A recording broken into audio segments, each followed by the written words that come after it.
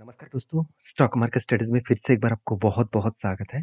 तो आज मैं फिर से आपके सामने कुछ इम्पोर्टेंस कंपनी के अपडेट शेयर करने वाला हूँ। तो इस वीडियो को पूरा लास्ट तक देखिएगा और अभी तक आपने चैनल को सब्सक्राइब नहीं किया तो ज़रूर कर लीजिएगा क्योंकि कंटिन्यूअसली इन्फॉर्मेशन और अपडेट्स इसी चैनल के माध्यम से आपको मिलते रहेंगे। तो चलो फटाफट देख लेते हैं कौन सा कंपनी है इस वीडियो के अंदर। फर्स्ट जो कंपनी है जिसके बारे में चर्चा करूँ उसका नाम है बीएससी लिमिटेड।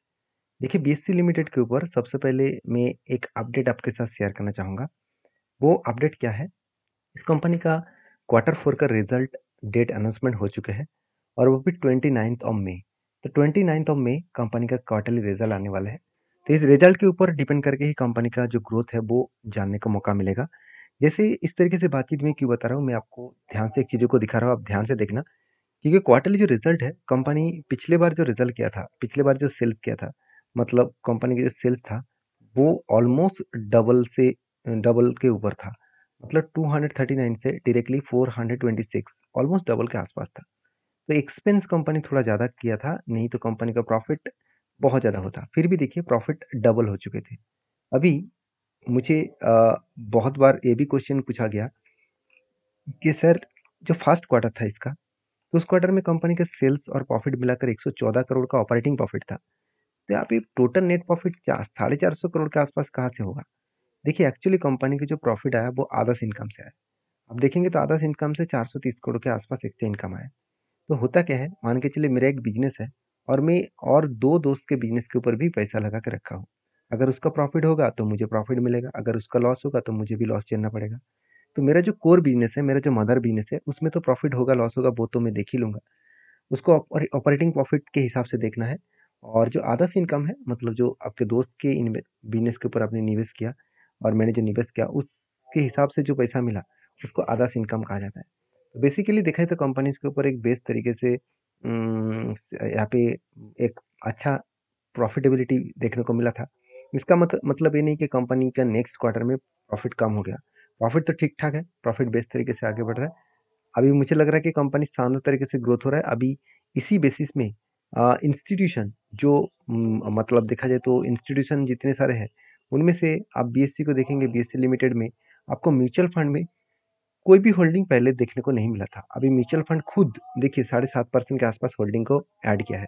उसके साथ साथ एफआईएस के पास होल्डिंग ना के बराबर हो गया था, 7.99% के आसपास, आज 12% के आसपास हो चुके हैं। पहले भी 12.77% के आसपास था 2022 में मार्च क्वार्टर में। और दो मतलब देखा जाए तो 2 साल के बाद कंपनी के होल्डिंग बढ़ के हो चुके हैं 12% से भी ज़्यादा। तो ऑलमोस्ट 2 साल के बाद फिर से म्यूचुअल फंड भी ऐड करना स्टार्ट किए। तो ये एक इंडिकेशन है कि इस कंपनी का आगे बढ़ने का, क्योंकि बीएससी कोई छोटा मोटा कंपनी है, पहली बात। दूसरी बात, एक्सचेंज, देखिए बहुत सारे एक्सचेंज इंडिया में था। ऐसे नहीं कि आज सिर्फ बीएससी और एनएससी ही एक्सचेंज है, बाकी एक्सचेंज नहीं है। कोलकाता स्टॉक एक्सचेंज था और भी बिहार का भी एक स्टॉक एक्सचेंज था। तो इस तरीके से बहुत सारे स्टॉक एक्सचेंज था। तो वो एक्सचेंज बंद हो गया। तो इसका मतलब क्या बीएससी एनएससी भी बंद हो सकता है? फ्यूचर में कुछ भी हो सकता है अगर बिजनेस ठीक ठाक ना करे, अगर अभी अंदर कुछ घोटाला केस करे तो सेबी के रूल्स रेगुलेशन के हिसाब से, गवर्नमेंट के रूल्स रेगुलेशंस के हिसाब से कुछ नेगेटिव सेंटिमेंट क्रिएट हो सकता है। मगर एक चीज़ बता दूं, बीएससी सिर्फ इंडिया का नहीं, एशिया के सबसे पुराना स्टॉक एक्सचेंज है। 18 सेंचुरीज में स्टार्ट हुआ था, मतलब जब इंग्रेज था इस देश में, इंग्रेज राज कर रहा था, ब्रिटिशर राज कर रहा था, तब से लेकर एक्सचेंज के काम हो रहा था। तो सोचिए कितना पुराना कंपनी है, तो एक ट्रस्टेड बिल्ड तो यहाँ पे होता ही है। तो इसीलिए मैं इस कंपनी के ऊपर बुलिश हूँ। और बेसिकली देखें तो कंपनी के ऊपर जो चार्ट पैटर्न बना है, इसके ऊपर ध्यान देना। मैं एक चीज़ मैं आपको पहले भी मेंशन किया था कि जब भी एक रेंज क्रिएट होगा, उस रेंज को ब्रेक करेगा, तब मैं कुछ डिसीजन लूंगा। फाइनली देखिए यहाँ पे एक रेंज क्रिएट हुआ, यहाँ पे ऊपर साइड में टच करने के बाद यहाँ पे एक सपोर्ट लिया, फिर से रेजिस्टेंस तक गया, फिर से देखिए वही लेवल को सपोर्ट किया, फिर से रेजिस्टेंस तक गया। मतलब एक रेंज के हिसाब से कंपनी बार बार घूमता रहे और फाइनल उसको ब्रेक किया। तो जब ब्रेक किया तो क्या इस ब्रेक के ऊपर मैं एंट्री लूंगा? बिल्कुल नहीं।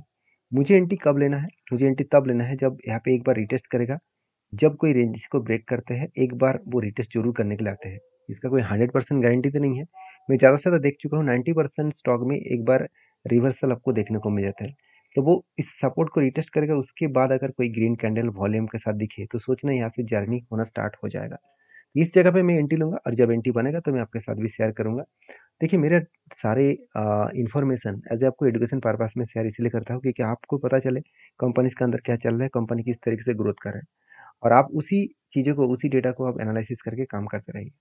तो बेसिकली देखा तो कंपनी का जो परफॉर्मेंस है वो किस तरीके से हो रहा है। अभी चलो आपको नेक्स्ट कंपनी के बारे में चर्चा कर लेता हूँ, जिसका नाम है टाटा एल्क्सी। देखिए टाटा एल्क्सी के ऊपर सबसे पहले मैं एक अपडेट मैं आपके साथ शेयर करूंगा। देखिए मार्केट में आईटी सेक्टर के ऊपर एक बिग फॉल सिचुएशन देखने को मिला, क्योंकि आप सभी जानते हैं एक्सेंचर जो वर्ल्ड के सबसे बड़े आईटी सर्विसेज कंपनी है।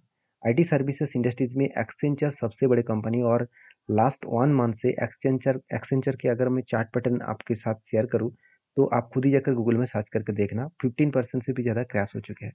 मतलब 15% नेगेटिव क्रैश हो चुके हैं, और आईटी सेक्टर में एक बिग फॉल देखने को मिले, जिसके चलते मुझे लग रहा है टाटा एल्क्सी के ऊपर एक प्रेशराइज बनता हुआ देखने को मिले।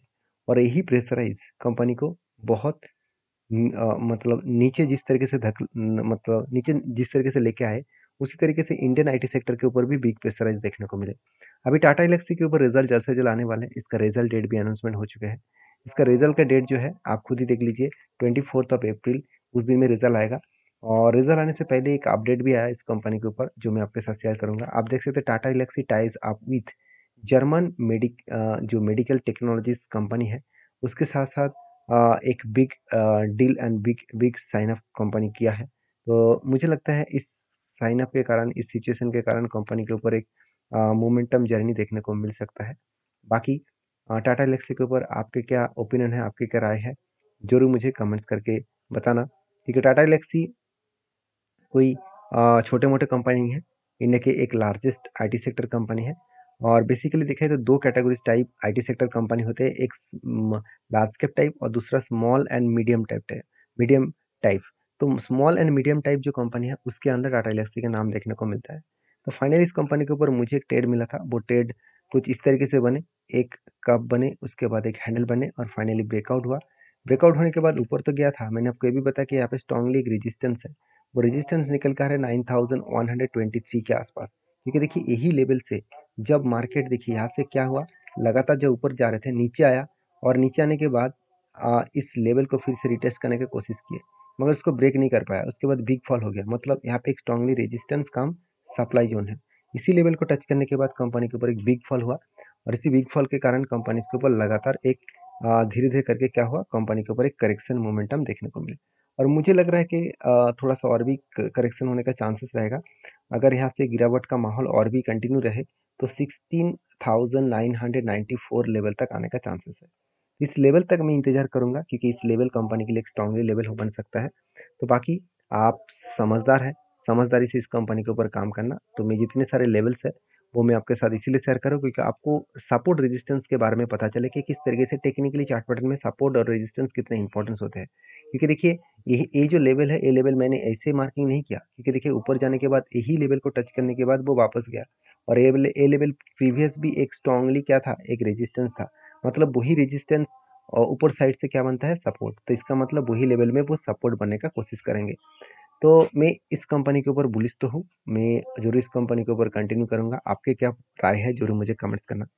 नेक्स्ट जो कंपनी है उसका नाम है एंजल वन। देखिए एंजल वन एक एक मुझे सबसे बेस्ट इस कंपनी के ऊपर लगता है। कंपनी सबसे पुराना कंपनी है, और कंपनी को बिजनेस के बारे में पहले समझ लीजिए।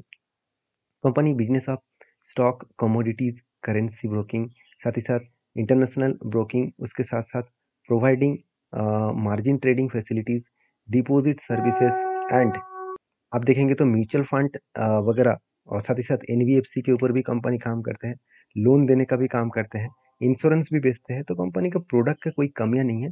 जो जितने सारे डिजिटल प्रोजेक्ट है फाइनेंस के ऊपर, वो सारे फाइनेंस के ऊपर काम करते हैं, सिर्फ बैंक को छोड़कर बाकी सारे काम कंपनी कर लेते हैं।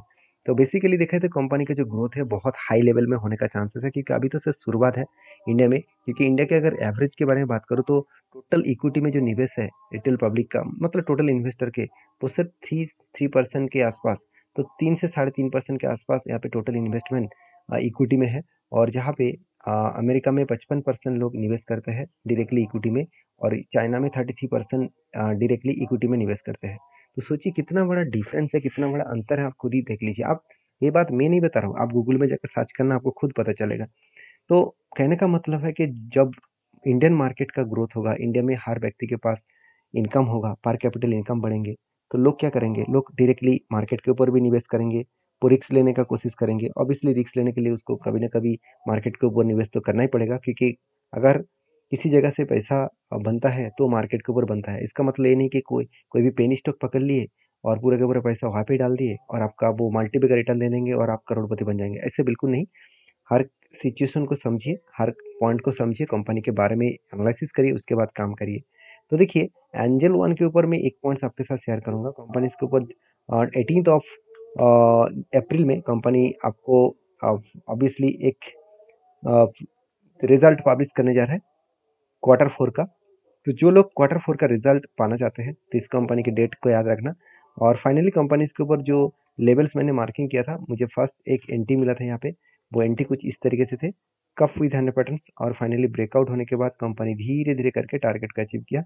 और टारगेट अचीव होने के बाद कंपनी देखिए धीरे धीरे करके ऊपर भी गए, रिटेस्ट किया, फिर से ऊपर गया, फिर से देखिए नीचे आए, और देखिए इसी तरीके से कंपनी ऊपर जाने का कोशिश कर रहे हैं। तो मेरे हिसाब से बेस्ट तरीके से यहाँ पे सिचुएशन देखने को मिले, बेस्ट तरीके से यहाँ पे कंपनी के ऊपर काम होता देखने को मिला। अभी कंपनी क्या कर रहा है, नीचे इस सपोर्ट को टच करने के बाद ऊपर जाने का कोशिश कर रहा है। एक चीज़ को नोटिस करना, यहाँ पे जो हाई था, यहाँ पे जो हाई था और यहाँ पे हाई बने, मतलब एक लोअर साइड का हाई ट्रेड बना है। मतलब एक लोअर साइड का हाई ट्रेड है। जब इस लोअर मतलब लोअर हाई को ब्रेक ना कर पाए तब तक वो ऊपर जाने का कोशिश नहीं कर पाएंगे। इस लोअर हाई को उसको ब्रेक करना होगा, तभी कुछ डिसीजन यहाँ पे बन सकते हैं। तो फिलहाल के लिए मैं इस कंपनी के ऊपर कोई भी ट्रेड नहीं लिया हूँ। जब ट्रेड बनेगा मैं आपके साथ शेयर करूंगा। नेक्स्ट जो कंपनी उसका नाम है जेएम वॉरियर्स लिमिटेड, जो एक छोटा सा कंपनी 1300 करोड़ का। तो कंपनी जल्द से जल्द आपको बोनस देने वाला है, और इसका बोनस का अपडेट जो है आप खुद ही देख सकते हैं। कंपनी ऑलमोस्ट 3 बार बोनस दिया है 1:4 रेशियो का। तो फिर से एक बार कंपनी बोनस देने का कोशिश करेंगे, मतलब बोनस देने वाला है। तो जो लोग बोनस के शौकीन है, इस कंपनी के ऊपर एक बार रिसर्च करिए, उसके बाद काम करिए। और वीडियो में अगर जानकारी अच्छा मिले तो प्लीज़ एक लाइक कर दीजिएगा। तो मिलते हैं नेक्स्ट वीडियो में, तब तक के लिए धन्यवाद।